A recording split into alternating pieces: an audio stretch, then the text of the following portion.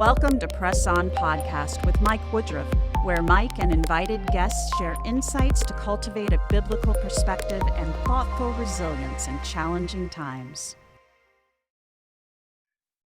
Welcome to the Press On Podcast. Today we have a chance to talk with Gorfinkel about his recently released graphic novel on the book of Esther, which, as many of you will know, is a great book for a graphic novel. It's a post-exilic story. So after the Babylonian exile that happens towards the end of the Hebrew Scriptures, the Christian Old Testament, so we're about 2,500 years ago. Lots of great characters in the book of Esther, lots of intrigue.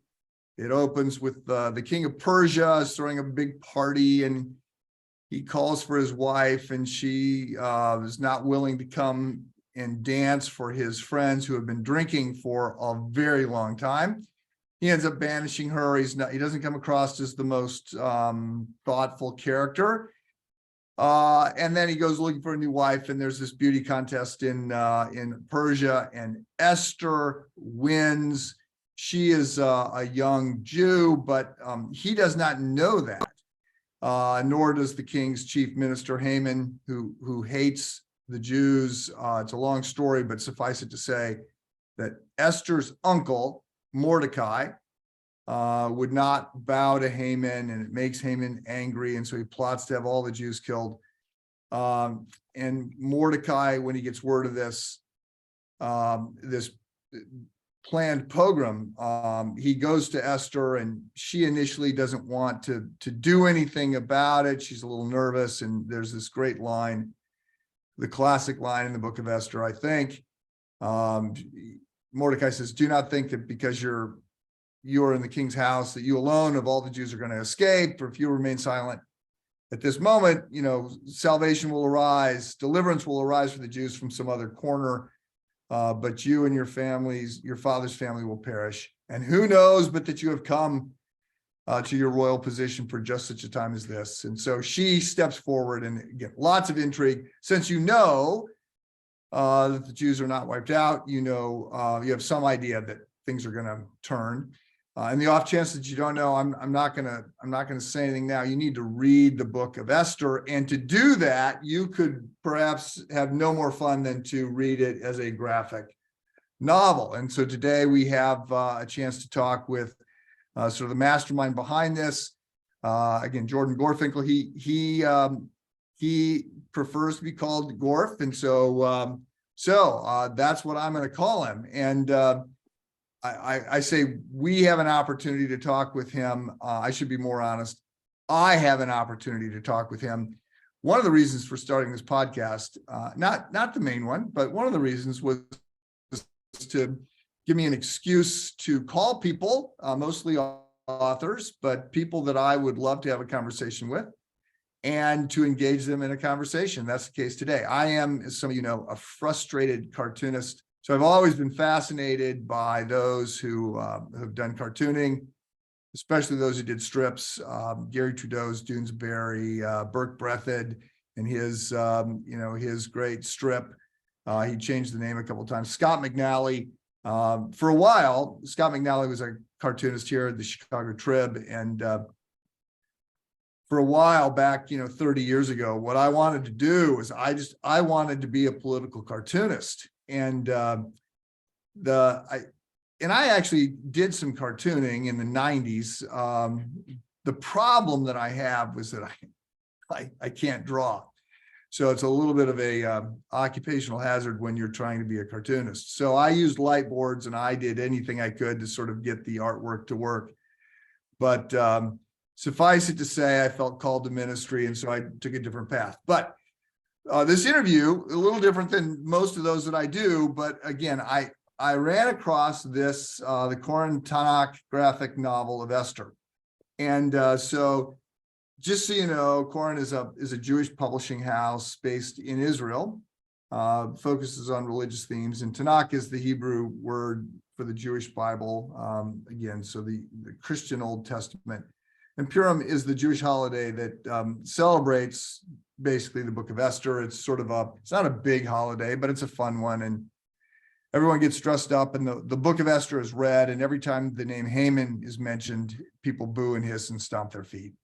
And it just happened because it's March 6th and 7th. So this book is something that Gorf was in charge of. It's very well done. It's wonderfully drawn. It's colorful. It's interesting. You've got the Hebrew as well as the English. And so it's great. And I am excited to have Gorf on the podcast. So he has done a number of things. Just so you know, he's got a daily strip. And he's an a cappella singer, which, by the way, I'm going to bring up because what doesn't the man do? He's apparently got creative juices that flow in a variety of different directions. But he was for 10 years the editor of DC Comics, during which time he managed the Batman franchise. And so in the 90s, he sort of developed in two different directions, two series of comics. One was along the Batman franchise, DC.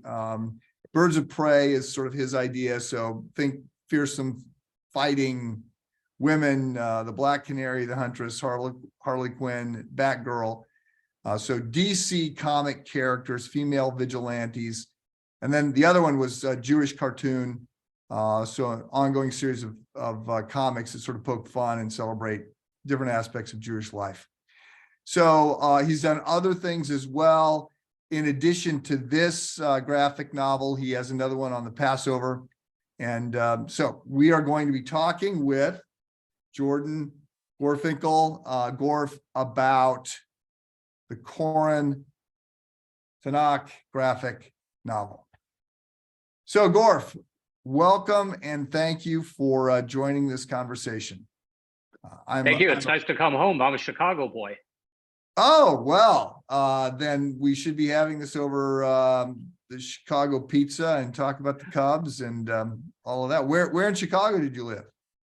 Well, I was born in Chicago and I'm not exactly sure where I was born in Chicago. I just know I was born in Chicago. My memories are a little dim of that particular moment. Yeah, right. Okay. They were dim and suddenly it was very bright light. It was very shocking. But anyway, and then moved around quite a bit and moved back for 7th through 10th grade and lived in Highland Park and then Skokie. So the northwest suburbs. Okay, well, so back when Wrigley did not have lights. Yeah, well, okay. You need to come back and celebrate Wrigley and lights. They've done a lot. The new owners have done a lot with that. It's great, and it's still Wrigley. And Highland Park. So we are close to Highland Park right now. So let me start. I'm going to start with a couple sort of pedestrian questions here, but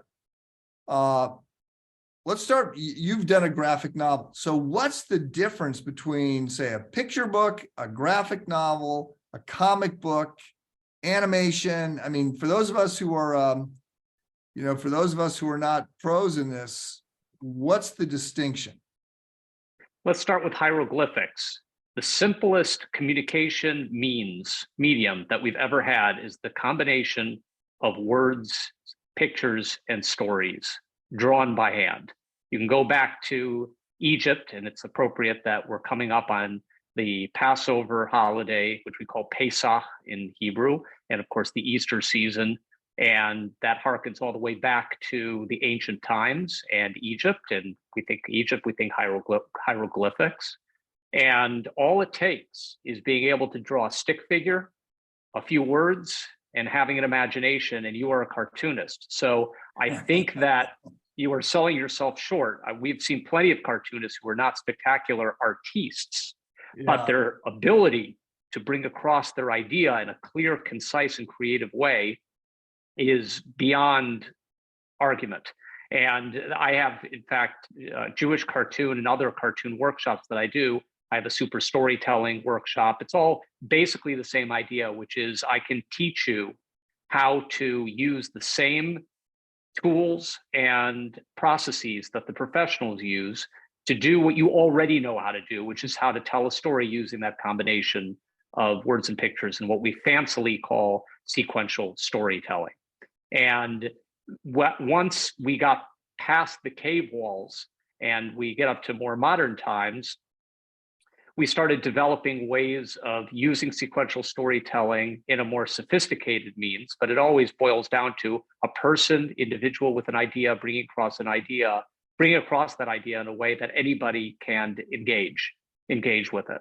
And that's the beautiful thing about cartoons, comics, and I'll define these terms in a minute. The beautiful thing about cartoons, comics, and the whole sequential storytelling medium, that you don't need any kind of team. You can use a team, but you don't need it. You don't need any kind of filter to help you bring across the idea. You just need your hand, your imagination, a pen, a piece of paper, and just give it to somebody and share it. It's a wonderful way of sharing ideas. And in the West, I think we have a misconception that sequential storytelling is for kids. Now, it is a wonderful medium for children, but it also is a sophisticated communications means for adults as well. And when you go to the Far East, in countries like Japan and China, Korea, and so forth, you will notice that they have pictorially oriented language. And therefore, it's my belief that comics and graphic novels and cartooning and all of that is a very an illustrated media is very respected, not only by children, but as a medium for adults as well. And I think that's because it's built into the culture. It's organic to the culture that communication in a written form can be done in an illustrative way. Now, you asked, what's the difference between all these various different media? Let's just go through it very quickly. Here's how I define it. A cartoon is usually a one panel. That's what we call the box that we draw in. A one panel or several panel, usually gag oriented, but it can be dramatic, sequential storytelling form. Then you have comic books, which will collect those cartoons or sequential storytelling stories into a floppy medium. It's usually a soft cover with staples. It's a short form. It's a periodical. Then when we take the periodicals and we collect them into a book, we call it a trade paperback. When we start with a story that goes from beginning to end, so we have a beginning, a middle, and end, it's a full story, and we create it straight to book, that's what we call a graphic novel. And then when you put motion and sound to it, you begin to get into animation. But the basis for animation is what we call a storyboard, which is essentially just a comic strip or a comic book. So when we're doing a graphic novel, we're really making a full movie. We're just stopping at the storyboard phase and printing it or putting it online. So did you know that you wanted to be a cartoonist or a graphic novelist when you were a young doodler? I'm guessing you were a doodler because... An inveterate doodler, yes. So yes, absolutely. I mean, I think, and I talk about this a lot, I'm on book tour right now, and I'm traveling to a lot of different cities and giving talks and discussions and workshops. And when I do my Jewish cartoon workshop or my super storytelling workshop, I will always emphasize what I said before: you don't need any drawing skills in order to be able to do this. But inevitably, there will be people who will be artists who stand out. They have some kind of natural ability, or as I like to say, God-given ability, because I really think that's what it is. Yep. People from a very young age, to answer your question, would my very young age would say, "Oh, you're so talented." And I've learned recently by taking my Batman skills and applying them towards biblical interpretation or biblical adaptation, I should say, not interpretation, but adaptation, that this is not a talent. This is really a God-given blessing, that everybody has a God-given blessing. And some people are blessed to realize it sometime in their lives and be able to use it as their vocation or avocation. Some people may go through their entire lives, not notice it, or perhaps deny it, which to me is rather sad. But ultimately, it all comes from our Creator. This is what I can do. But when I'm doing the workshops, I will tell people, now show me it through your lens, from your perspective. What are you? Are you a student? Are you a doctor? Are you a minister? Are you perhaps a lawyer or a homemaker, a teacher, a bricklayer, a sanitation manager? Whatever you are, you have a unique way of looking at the world, and sequential storytelling and cartooning can bring that out so that you can share it with everybody else. So from a young age, it was clear I was a doodler, and I am a visual learner like these other students and participants in my workshops that I just described. We see the world as images, not necessarily as words. So we digest information, not in a rote way, but in a more illustrated or visual way. And that's the way that we think. So everybody else, share the way that you think. Well, as I said, a frustrated cartoonist, and I could use a light board and eventually get what I needed, but it took a long time, and I would watch, So you're not a frustrated cartoonist. I'm sorry to interrupt. You're a frustrated artist. You've got to push the artist out of the way and get back to the cartoonist. Right. Because it's ideas. That's it. For a while, I was, because I could come up with the gags. I could come up with the ideas. That was pretty easy for me, but I just couldn't draw them. And I would see, Bill Watterson with, his great strip. And Calvin and Hobbes, Calvin and Hobbes. And I'd see other people just draw this. And I had friends. I was in some cartooning groups, and I'd watch them. I'd give them the gag, and I'd say, how about this? And like in 20 seconds, they have the panel done. I'm like, that would take me 6 hours, but whatever. But that's why you have teams. We talked about that before. While this is the most basic medium for communicating an idea from your brain into somebody else's eyes, we do have teams of people. So when we work on comic books, sometimes it'll be a writer artist that does almost everything. In Europe, that's far more common. Here in the United States, where we're based, you have a team of people, like in the Koren Tanakh Esther graphic novel that you're holding up right now. For people who are listening, trust me, we're holding it up. And we had a writer, myself in this case, Yael Natan, who was the artist. We had people who did the coloring and the lettering. Rob Lee from DC Comics is the amazing lettering, which is a craft in and of itself. And many other people who supported the effort, our designer, Tsipora Sandra Ginsberg, and our editors and our collaborators and our researchers, and the list just goes on. So as I like to say, it takes a village, or to use a little Yiddish here, it takes a shtetl to be able to make these comics. So you've said a lot that I want to jump back to, but talk for a second. So there are some people for whom the distinction between DC and Marvel is lost, but you were a DC Comics guy, and do you think that what you did reflects sort of the DC ethos, or is it more of a Marvel work? The answer to that is far longer than we probably have time for, but the bottom line is I'm definitely more influenced by DC Comics than I am Marvel Comics, although I had the honor of working on Marvel characters as well. We did Batman Spider-Man crossover, Batman Punisher crossover, and I think Marvel has the much better company name. No offense, DC, but what does DC stand for? It stands for the flagship title, DC Comics. So the name of the company is DC Comics Comics. That does not make much sense. Anyway, but the difference between the two, I think, is really very simple. By and large, DC comic superheroes are gods who are serving man.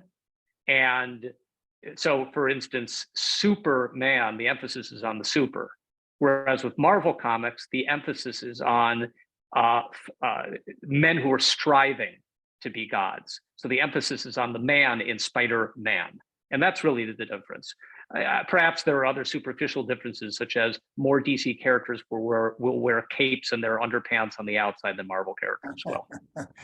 Well, so I would have said, and maybe I'm just a little wrong, naive. Please, I have no pride in my comic expertise here. I would say that the DC world is a little bit more black and white, a little bit more moral clarity, and that the Marvel comics are a little bit more conflicted. Yes, I would agree with you. The DC Comics characters is all about truth and justice. The good guys are good, the bad guys are bad, and never the twain shall meet. The Marvel characters are characters who are anti-heroes in shades of gray. And they are confronting their inner demons every moment. There's a lot of, but that's the conception that Stan Lee had when he created the Marvel universe with collaborators like Jack Kirby and many other fantastic artists, that he wanted to bring the superhero genre down to earth. And he wanted to make the characters relatable, not by making the teenager the sidekick to the adult character, Robin to Batman, but by making the teenager the protagonist. And teenagers are at a point in their lives when they're filled with self-doubt. They're trying to find their way in the world. They're trying to create their identity. And by focusing on those very human psychological conflicts and aspects, he was able to bring a whole new dimension to the superhero genre in the way that you just described. Okay. So let's shift over we'll leave Batman and Spider-Man aside for a minute. And so this work that you did, you mentioned that there were a lot of people on the team. So you were overseeing the team. I was particularly interested in hearing you talk about the sort of the researchers, the people. I mean, so you've got a comic strip. How much? And I know there's a lot.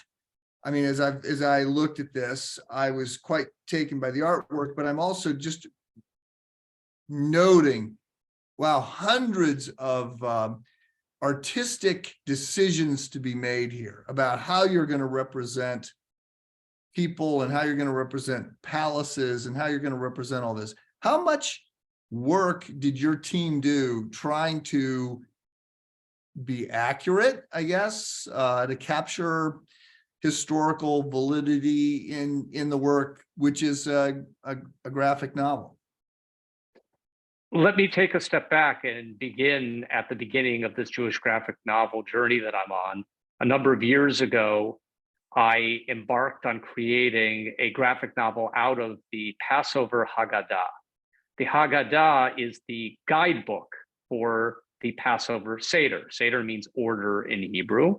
And the irony is that there is anything but order at any Passover Seder. It's a rollicking, dining room-based personal experience. Haggadah means, it's from the Hebrew root lehagid, to tell, so it means the story. And the commandment, the tradition, is very simple. We must tell our story from generation to generation, that we were slaves to the Pharaoh in Egypt and we were redeemed by God.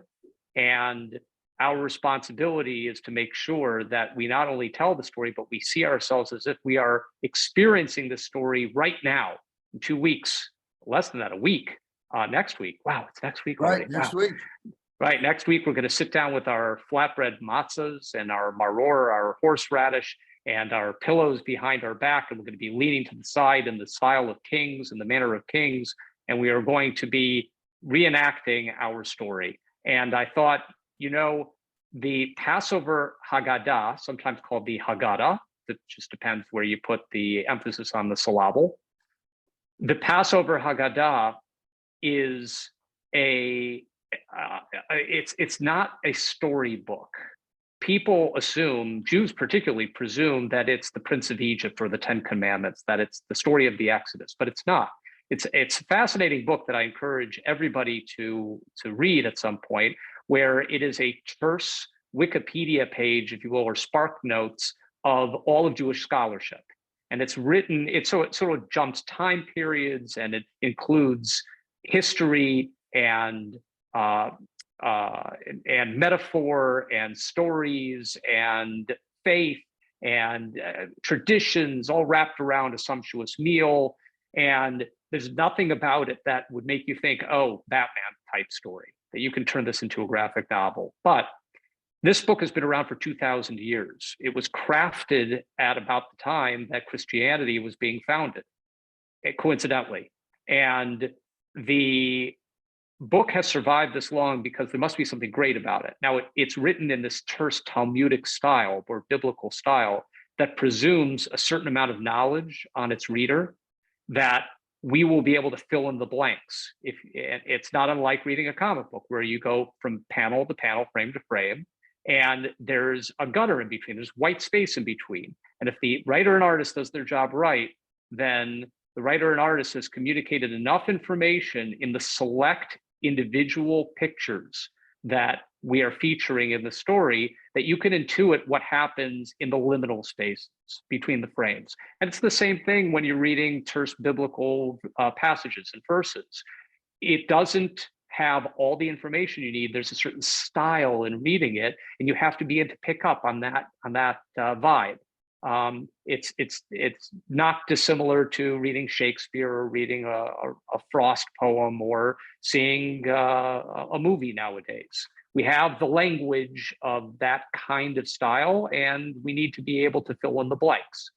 Another good example, we talked about the difference between still images in the sequential storytelling medium of comics and animation. Well, what's animation? It's really 24 pictures per second that the eye perceives as movement, but it's really just a whole number of pictures. What we're doing is we're taking the high point of that 24 frames per second, or perhaps hundreds of frames per minute, and saying this picture will have to represent that span of time.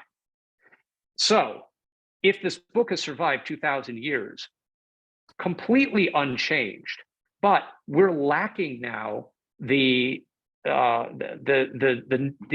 innate knowledge to be able to interpret it easily, that it has become somewhat esoteric and somewhat obtuse to us.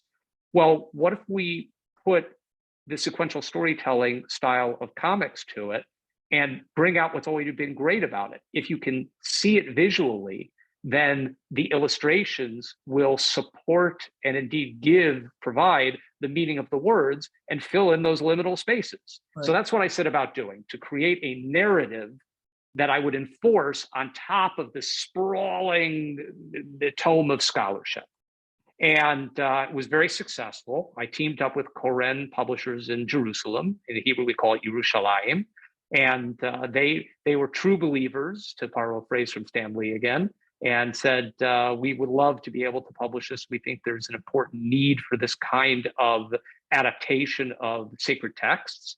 And then for the very next book, that was the Passover Tanakh graphic novel. And then for the very next book, we applied the same thinking towards the book of Esther. The only difference is the book of Esther is an actual narrative. So right. You would think that would be one step easier in order to be able to adapt. Did you approach them, or did they approach you? I mean, I part of me thinks, well, okay, he's a cartoonist.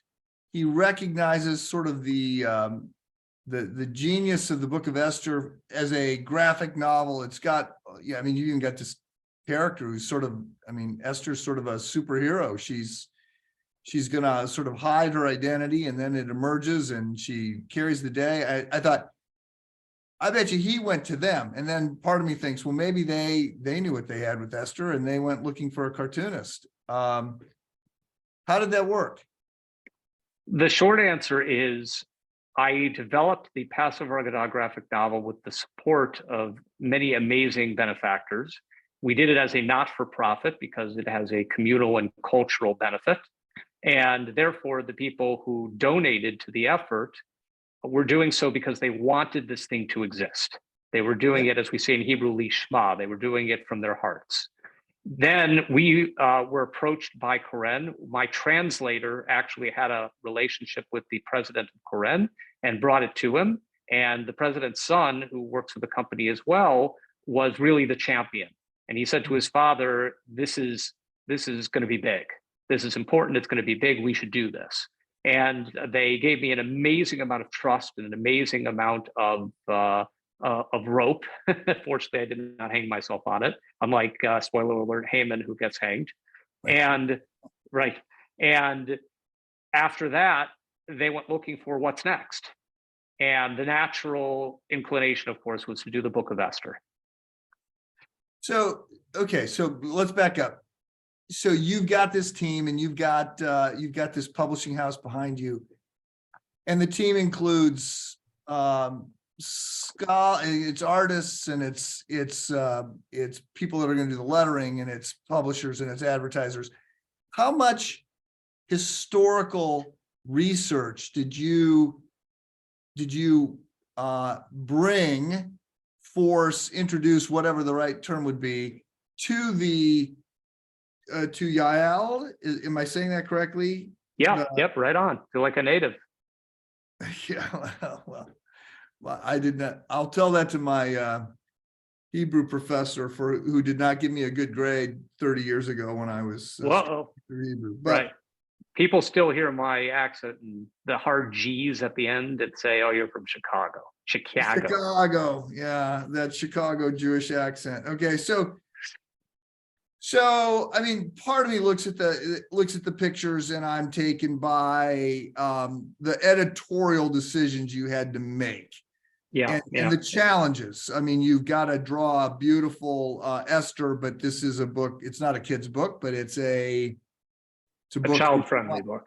Yeah, it's a general market book. You want children to be able to look at it. You've got, I'm assuming the Hitler mustache on Haman is not an accident. But I'm just wondering, to what extent can I say, oh, this is likely what the palace looked like?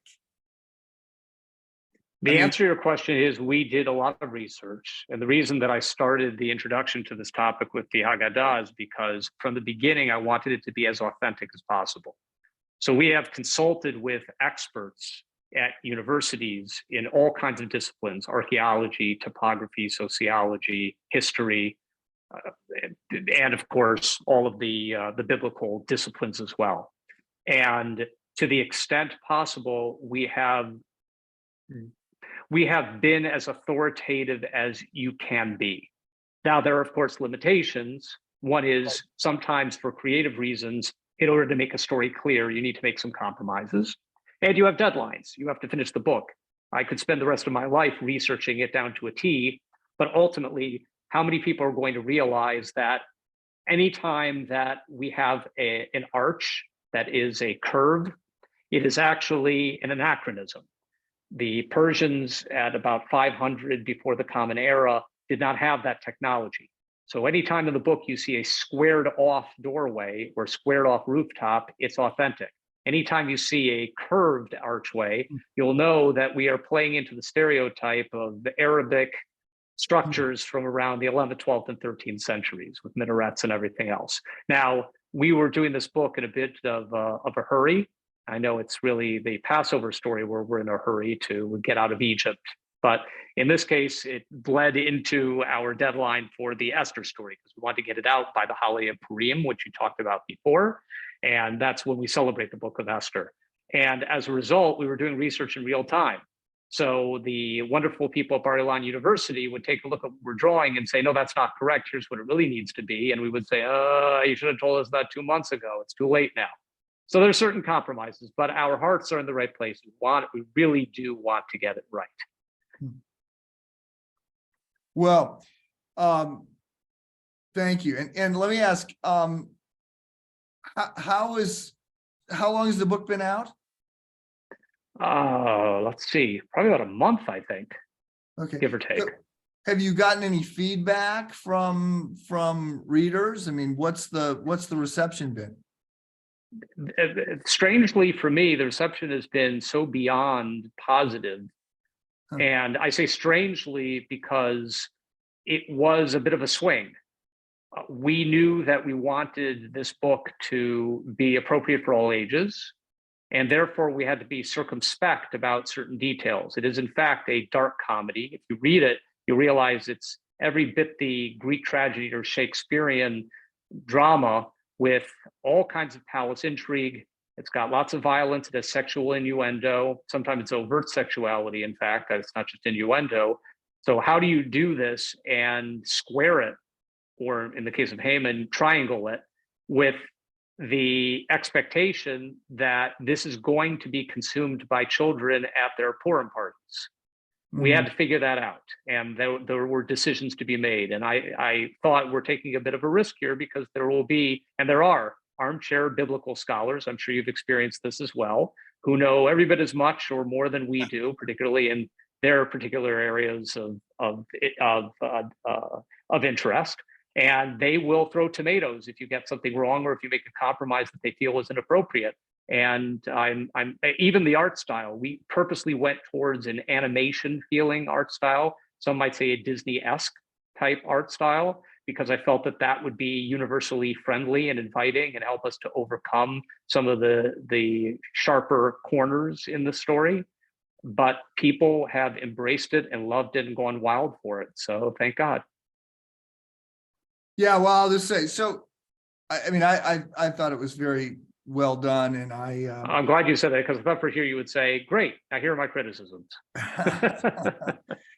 Well, it is. And by the way, I welcome them, because I want to learn. I want to improve, and I want to learn. No, I mean, so for those who are listening, I mean, you have the Hebrew script on one page. You have the English as part of the animation, or animation. I better be very careful with how I use those words. With the pictures, you have it in English, and it's a Hebrew book. It's a Jewish book, so it starts in what I would call the back. I realize that you might call it the front, but for those reading English, it is backwards. Well, it's like reading a manga. Japanese and Chinese language, Asian language comic books are read backwards to forwards in reverse order from the way we're accustomed here, because their languages are read right to left, not left to right. So, and now fortunately, manga, which is simply the Asian word for comics, is so prevalent in our society that for most people, at least the youth, it's no bother to them at all to read it in the opposite direction. Well, I think it's very well done. So are you working on, books 3 and 4 here? I mean, is there a new one in development? Yes, I have just, they've signed a contract with Koren, in which we are going to survey the entire Bible. We're going to do 24 books on the 24 books of the Bible. And I'm just at the beginning stages with my team in determining what's coming next and exactly how we're going to tackle that. It's going to be a multi-year project, one that's going to test me, but I'm looking forward to it testing me in very positive ways. When I was, not even when I was a youth, for most of my life, my Bible was the comic books, was the fictional worlds of the superheroes, and I would memorize everything and know all the commentaries. Well, now, thanks to doing comics adaptations of the Bible, the true greatest of all time, the GOAT universe is now what I'm excited about memorizing and delving into. Are you, Gorf, are you familiar with the Bible Project? So just as it's similar but different from what you're doing, but there is a group out of Portland, and they have been doing sort of crowdsourcing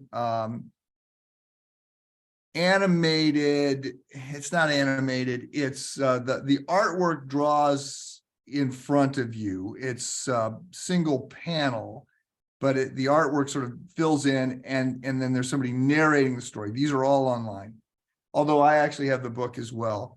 And they have been doing a lot of the books of the Bible. And I should just explain to the Christians listening. So you're doing the 24 books of the Hebrew Old Testament. So we count them as 39 books. We sort of break up the minor prophets and a couple of the books that the Hebrew scriptures put together, 1st and 2nd Samuel, 1st and 2nd Kings, get in one. So you're doing the Hebrew. That is an impressive, monumental, and mammoth task. I can't imagine I mean, obviously there's some stories that just immediately lend themselves. Exodus, I think of, and First and Second Samuel, I think of. There's other parts. Yeah, Joshua, which is the greatest sequel that most people are not really aware of. Right. Joshua would be as a graphic novel. So I'm looking forward to all of these. But there's other Ezekiel. Right. Proverbs. Psalms. Yeah, Proverbs. I'm trying to imagine the artistic. Ecclesiastes, the graphic novel, that just rolls off the tongue, doesn't it? Well, yes, I'm not sure what you're going to do, but maybe your DC Batman chops and all the other creative things that you've done will prepare you for overseeing that. I'm glad it's you and not me, because again, as I have said, I can't draw, but we digress. Yeah, well, that's the whole point. It's not about drawing; it's about being able to tell a story, and that's certainly something that you could do. And yes, I do have a methodology for tackling those more pedantic, shall we say, books. And the basic system that I have is to contemporize it, not by taking it out of its biblical milieu, rather finding ways of using modern relatable situations and contexts to bring out the inherent meaning of the original text. And if you look at the Passover Haggadah graphic novel, you'll see that we have many examples of my having done that there. Well, my understanding is that in Esther, that the Hebrew text is complete. Is the Correct. English translation also complete? Yes. Okay. Yeah, that's exactly what we do, and we intend to do with all of these books. As you said before, the books feature folios, which is a two-page spread. On one side, you have the original Hebrew text. And in the case of a book like the Haggadah, we also have English transliteration. So we've phonetically spelled out the Hebrew. And then on the facing page, you have the English translation completely unabridged, just like the Hebrew, fused with the pictures, built into the graphic novel pages. And our intention is to continue doing that. There will be some kind of, I don't want to say abridgment I guess that's the easiest way of saying it. So we have 25,000 passages in the entire Jewish Bible, and we only have enough room for 5,000 passages to be actually developed into graphic novel art. So we want to still include everything. So we're in the middle of figuring out how we're going to pull that off. Well, yeah, that makes sense to me, because again, the Psalms, again, some of the Ezekiel, the book of Numbers, I'm just trying to imagine how you would do that, but I look forward to it. So you are right now, this book is just out. We're recording this March 28th, and you are on a book tour. You're in LA at the moment, visiting your daughter. Are you going to be in Chicago anytime soon? Are you going to be in Highland Park anytime soon? That's a great question. I was just in Skokie at the Skokie Valley congregation about 3 weeks ago, I would say, where we did a wonderful scholar in residence over the weekend in a Jewish cartoon workshop.